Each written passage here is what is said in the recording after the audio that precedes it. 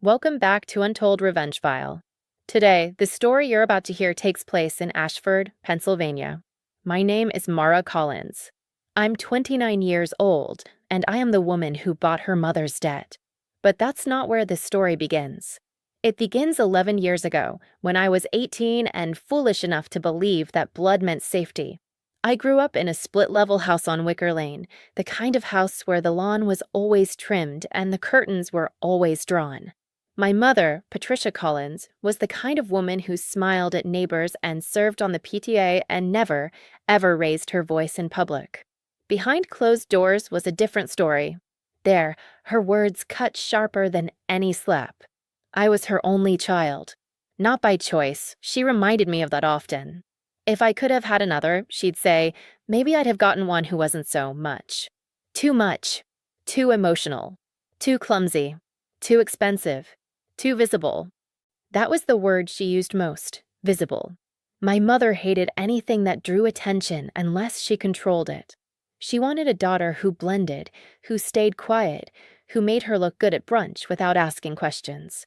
I was never that daughter. I talked too loud. I asked too many questions. I wanted things I wasn't supposed to want. Like love. When I was 17, I met a boy named Daniel at the diner where I worked weekends.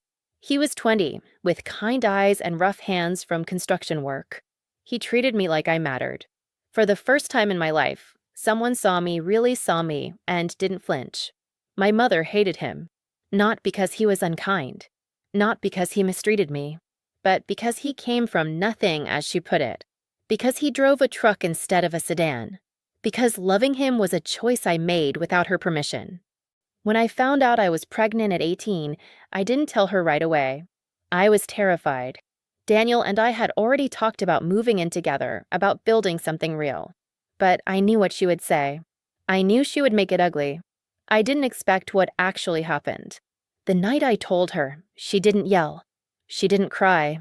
She just looked at me with this cold, flat expression, like I was a stranger who had tracked mud into her house. "You're going to ruin me," she said. "Not yourself. Not your future. Me." I tried to explain. I tried to say Daniel and I had a plan. That I'd keep working. That we'd figure it out. But she wasn't listening. "You've always been a liability, Mara," she said, her voice as calm as ice. I just never had proof until now. Before I tell you what happened next, I have to ask you something. What time is it where you are right now, and where are you watching from? I'm really curious to see how far this story will travel, because trust me, you're going to want to stay for the end. 2 days after I told her, she packed my things into garbage bags while I was at work. When I came home, they were sitting on the porch like trash waiting for pickup. She stood in the doorway, arms crossed. "Daniel's your problem now," she said. "I've done enough." I begged. I cried. I told her I was still her daughter.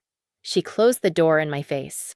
That night, I slept in Daniel's truck with my whole life in black plastic bags and a baby growing inside me. I was 18, terrified, and completely alone. But the worst part wasn't the eviction. It was what I found out 3 months later. I was trying to rent a small apartment near Daniel's job when the landlord pulled my credit report. My application was denied instantly. When I asked why, she looked at me like I was trying to run a scam. "You've got nearly $40,000 in defaulted loans," she said, "and a credit score in the low 400s. No one's going to rent you." I didn't understand. I had never taken out a loan in my life. It took me 2 more weeks of digging, calling banks, requesting records, sitting in offices while pregnant and exhausted, to piece together what had happened. My mother had forged my signature. Twice. She had used my clean credit to co-sign loans for her failing antique business, a business I didn't even know was struggling. One loan for $22,000. Another for $18,000. Both in default. Both tied to my name. I called her. She answered on the second ring. "You stole from me," I said, my voice shaking. "You used my name, my credit. You buried me in debt I didn't even know about." There was a pause. Then she laughed, a short, bitter sound. "I didn't steal anything. I borrowed against what you owed me. 18 years of food, clothing, shelter. You think that was free. I couldn't breathe. My chest felt like it was collapsing. You forged my signature. That's a crime. I could go to the police. Another pause. Then her voice dropped, low and dangerous. You could try. But who do you think they'll believe? A pregnant teenager with no address or me? She hung up. And in that moment, standing in a rundown apartment complex with a phone pressed to my ear and a baby kicking in my belly, I realized something that broke me in half. My mother hadn't just thrown me away. She had used me on her way out. I had no idea that the next 7 years would rebuild me from nothing, and that one day, I would return to Ashford not as a liability, but as the person holding every single thing she owed. The first few months after that phone call were the hardest of my life. Daniel tried. He really did. He worked double shifts. He found us a room in his cousin's basement. He held me when I sobbed at 3 in the morning over credit denials and voicemails from debt collectors demanding payments I never agreed to make. But the pressure was too much. We weren't fighting each other. We were fighting a system stacked against us. Every time we tried to get ahead, my mother's shadow pulled us back. The debt she'd buried me and made it impossible to rent anything, to finance anything, to build anything. By the time our daughter Lily was born, Daniel was exhausted. Not of me, not of Lily, but of losing. He held her in the hospital room, tears streaming down his face, and said, "I'm so sorry I can't give you more." 3 months later, he was gone. Not because he didn't love us, but because the weight of it crushed him. He left a note that said, "You deserve someone who can actually help you. I'm just making things worse." I didn't hear from him again for years. So there I was, 20 years old, a single mother, $40,000 in debt I hadn't earned, a destroyed credit score, and a baby who depended on me for everything. I had 2 choices: give up, or get angry enough to keep moving. My daughter made the choice for me. The first time she smiled at me, this gummy, toothless smile in the fluorescent light of a women's shelter, I felt something shift in my chest. Not softness, not warmth. Rage. Not the kind of rage that destroys. The kind that builds. The kind that says, "I will not let them win." I didn't know how yet, but I knew one thing with absolute certainty. My mother had tried to erase me. She had used me, discarded me, and moved on without a second thought. She had stolen my name, my future, my stability, all to protect herself. I wasn't going to recover from that quietly. I was going to come back so loud, so successful, so untouchable, that she would have to look at what she threw away and choke on it. Have you ever been so low that the only way out was to become someone new? Tell me about it in the comments. I want to hear your story too. I met Helen at the shelter. She was 56, a former accountant who'd lost everything in a divorce and was rebuilding from scratch. She took one look at my situation and shook her head. "You're not stuck because you failed," she said. "You're stuck because someone else failed you and stuck you at the bill." She helped me understand debt not as a monster, but as a system. She explained how collections worked, how loans were sold, how credit was rebuilt. She introduced me to the concept of distressed debt that companies buy for pennies on the dollar because they don't expect to collect it. "The thing about debt," Helen said one night, rocking Lily while I studied, "is that it doesn't care who holds it. It just cares that someone does." That sentence changed my life. I started taking free courses online. Business, finance, law. I studied while Lily napped. I read textbooks on my phone while she played at my feet. I took the GED, then enrolled in community college, then transferred to a state university on scholarships I clawed my way into. It wasn't easy. It was never easy. But I kept Lily's face in my mind. And I kept my mother's voice on repeat. "You've always been a liability." Every time I wanted to quit, I heard it. Every time I passed an exam, I thought, "Prove her wrong." Every time I got a rejection letter, I applied again. And slowly, painfully, things began to change. At 23, I graduated with a degree in finance. At 25, I got a job at a boutique investment firm specializing in distressed asset acquisitions.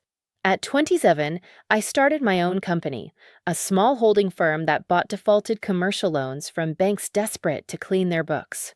By 29, I was running a mid-sized operation with 3 employees, a 7-figure portfolio, and a specialty in one very particular type of debt, small business loans. especially the kind backed by real assets, especially the kind that arrogant owners never expected to default on. I hadn't spoken to my mother in almost a decade, but I never stopped watching. I knew her antique business was struggling. I knew she'd taken out new loans. I knew she'd burned through 2 business partners and was behind on her lease. And when her file landed on my desk, flagged by an algorithm I'd helped design, I felt something I hadn't expected. Not excitement, not even satisfaction, just stillness. Like a tide that had been pulling out for 7 years and had finally reached the shore. Let me tell you what 7 years of silence can build. In that decade since my mother threw me out, I had reconstructed my entire existence, not just survived, but designed a life she could never have imagined for me. Lily was 7 now, bright, curious, and completely unaware that her grandmother existed. I'd made that choice deliberately. Some poisons don't deserve proximity to children. We lived in a modest brownstone in Carlow Heights, a tower drive from Ashford. I had a small team, 2 analysts named Jordan and Dev, and a paralegal named Camille who handled contracts. Together, we ran Mara Holdings, a company built on buying what no one else wanted. The work wasn't glamorous. We bought debt portfolios from regional banks, small business loans that had defaulted, commercial leases gone bad, accounts receivable that companies had written off. We acquired them for a fraction of their face value, then worked to recover what we could. Sometimes that meant negotiation, sometimes restructuring, sometimes liquidation. It was clinical, strategic, and occasionally deeply satisfying, especially when the debtor was someone who'd treated their employees badly, or lied on their applications, or coasted on arrogance until the numbers caught up with them. My mother was all 3. The file came in like any other. Jordan flagged it during our weekly portfolio review. Small antique operation in Ashford, he said, sliding the summary across the table. $87,000 outstanding across 2 SBA-backed loans. Owner missed 3 consecutive payments. Banks looking to offload. I didn't react. Not outwardly. But when I saw the name on the application, Patricia Collins, the room went very quiet inside my head. What's the asking price? I asked. $34,000 for both. Bank wants it gone before end of quarter. Buy it? Jordan looked up. You want the full file review first? No. Buy it today. He hesitated, then nodded. By the end of the week, I owned my mother's debt. Not her business, not yet. But every dollar she owed, every lien against her inventory, every clause in her loan agreement that gave the creditor rights to demand repayment or seize assets. That was mine now. And she had no idea. Have you ever held power you never asked for? That uncomfortable weight of knowing you could change someone's life with a signature? Tell me in the comments, how did you handle it? I didn't reach out immediately. I waited, watched, let the quarterly reports roll in. Her business was hemorrhaging. Rent behind by 3 months. Inventory unsold. 1 part-time employee left. She was bleeding out slowly, still pretending everything was fine. I learned from a mutual contact, Helen, actually, who still kept tabs on Ashford gossip, that my mother had been telling people I'd run off with some deadbeat and never looked back. She painted herself as the victim, the abandoned mother, the woman who gave everything to an ungrateful child. She never mentioned the forged signatures, the debt she'd buried me under, the night she left my belongings on the porch in trash bags. That was fine. I didn't need her version of the story anymore. I had the receipts. Through a subsidiary I'd set up specifically to avoid name recognition, I sent her a formal notice. Her loans were now held by a new creditor. Standard procedure. Nothing personal, at least not on paper. Included in the notice was an offer, a restructuring agreement, lower monthly payments, extended terms. All she had to do was sign over a controlling interest in her business assets as collateral. She signed without hesitation. Of course she did. She was desperate. And she never once looked at the holding company's ownership documents. Never questioned who was on the other side. She didn't know that by signing, she had handed me the keys. The paperwork was airtight. Camille had made sure of it. In the event of default, which was inevitable, Given her financials, I now had the legal right to seize her inventory, her lease rights, her receivables, everything. And 3 months later, when she missed her first payment under the new agreement, I exercised that right. The letter went out on a Tuesday. Formal, professional, detailing the default and initiating liquidation proceedings. I didn't call. I didn't gloat. I simply let the system work. By Friday, her business was being assessed for auction. By the following Monday, she found out who owned the debt. My phone rang at 6:47 a.m. I let it go to voicemail. Her voice, when I played it back, was shaking not with remorse, but with rage. I don't know what kind of sick game you're playing, Mara, but you will not get away with this. I am your mother. You owe me everything. You call me back right now and fix this, or so help me, the message cut off. I saved it. Then I poured myself a cup of coffee, kissed my daughter goodbye, and went to work. The liquidation took 2 months. I wasn't cruel about it. I didn't sabotage her auction or blacklist her buyers. I simply followed the contract she had signed. Every asset she'd pledged as collateral was assessed, cataloged, and sold at fair market value. When the final numbers came in, they covered about 60% of what she owed. The rest I wrote off. Standard practice. There was no trial, no dramatic courtroom scene, no apology, just paperwork.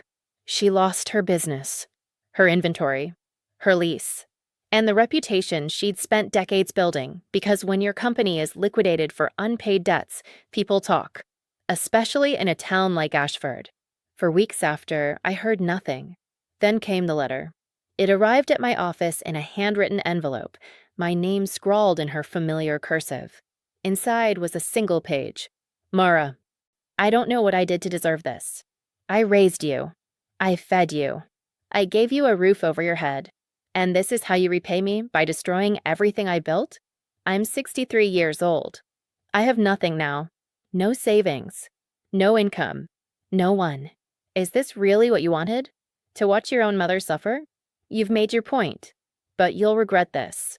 One day, when you need family, real family, you'll see what you've done. Mom, I read it twice. Then I folded it, placed it back in the envelope, and filed it in a drawer labeled Closed Accounts. I didn't respond. Not because I hated her, not because I wanted her to suffer more, but because there was nothing left to say.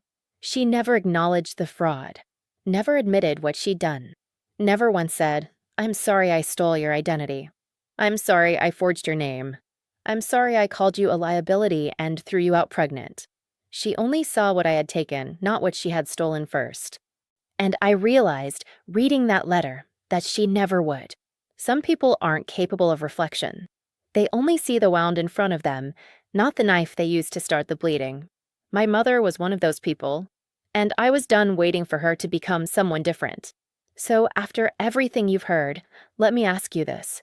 If you were standing where I am now, with a mother who destroyed your credit, forged your name, threw you out pregnant, and then blamed you for the consequences she brought on herself, would you keep explaining?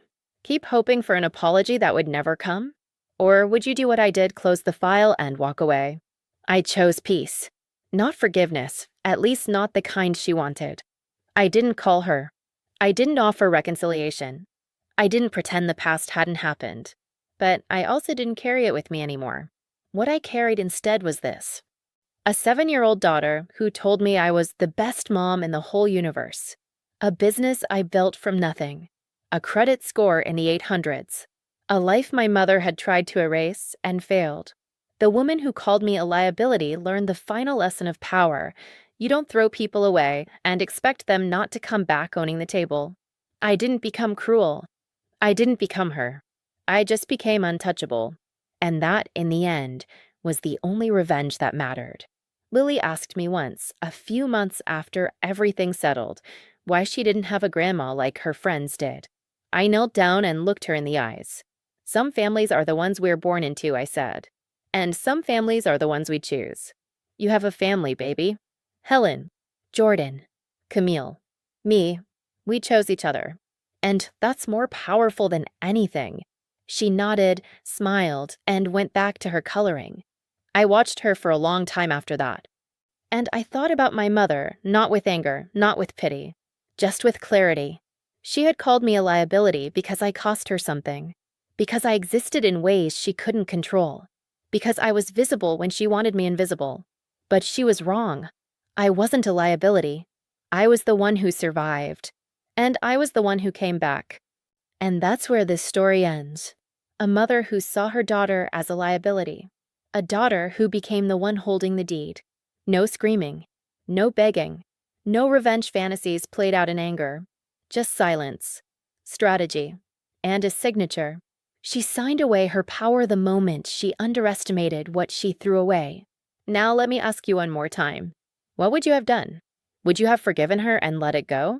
Would you have walked away and never looked back? Or would you have done exactly what Mara did, waited, built, and let the consequences find their way home? Drop your answer in the comments. I read every single one.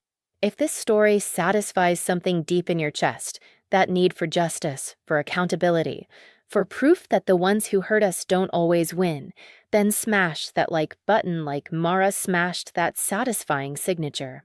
Subscribe if you haven't already, and hit that bell so you never miss a story. Because every week, we bring you stories just like this one. Stories of betrayal. Stories of survival. Stories of people who were counted out and came back owning the room. This is Untold Revenge Files, where karma satisfies, where the underdog rises, and where the ones who threw you away satisfying learn the cost. We'll see you in the next one.